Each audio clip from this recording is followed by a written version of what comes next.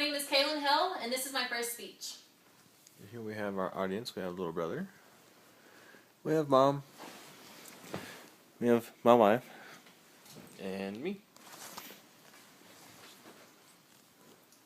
On September 17th, 1996, Oprah Winfrey launched her very first book club on national television.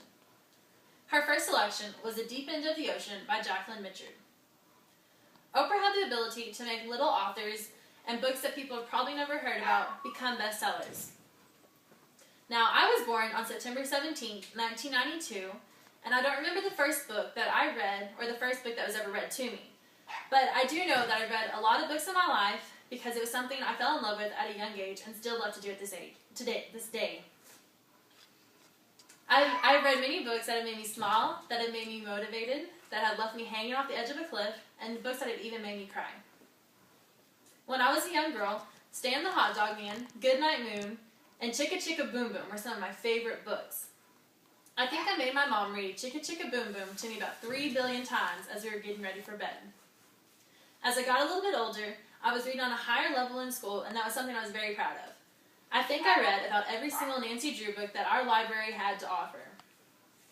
I love something about a little bit of mystery, and there was something that always kept my mind going, thinking what was going to happen next.